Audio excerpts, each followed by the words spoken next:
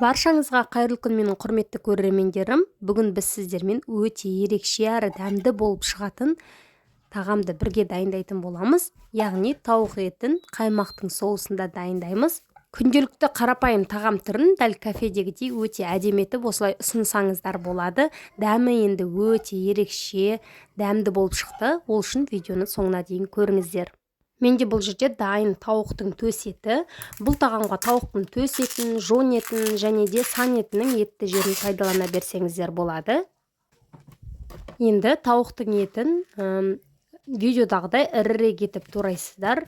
Өте ұсақтап жібермеңіздер. Достар, егер де сіздерге түрлі тәттілердің, сусындардың, тағамдардың, салаттардың рецептісі қажет болса, менің каналыма міндетті түрде тіркеліп алыңыздар. Мінекей осылай 4 бұрыш үлкенірек етіп тураймыз. Барлығын турап болған соң, салқын сумен жақсылап етімізді бір жуып жібереміз. Етті жуып дайындап болған соң, табамызға шамамен 2 ас қасықтай сұйық май құямыз және де сары майдан да араластырып салып ерітеміз. Бұлай жасау міндетті емес, сары май болмаса, тек сұйық маймен де қуыра берсеңіздер болады. Енді мінекей майымыз қызып жатқан сәтте жаңағы етімізді салып, барлығын жақсылап араластырамыз.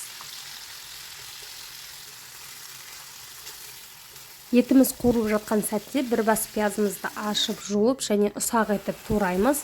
Және осы қуырылып жатқан еттің үстіне пиязымызды саламыз.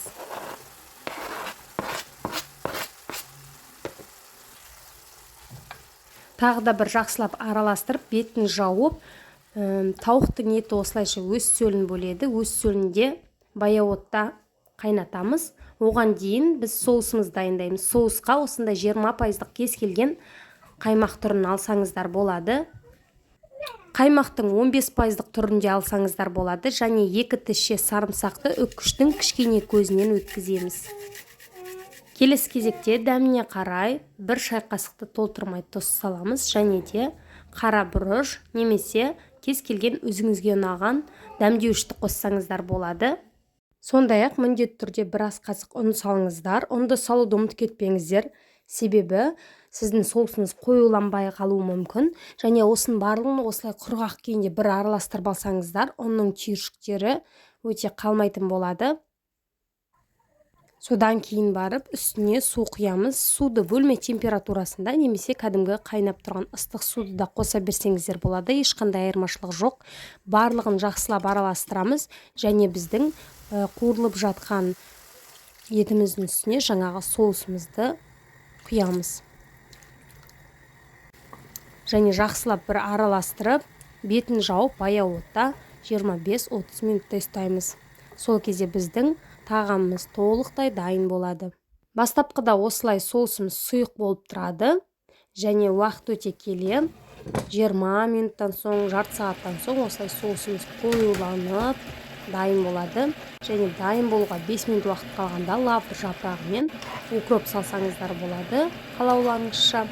Және барлығын жақсылап араластырып салған соң тағы да 5 минут уақыт ұстаймыз. Ал гарнирге қалауыңызша күріш, гречка, пюре, макарон, картоп ұсынсаңыздар болады. Мен қарапайым макаронды ұсындым.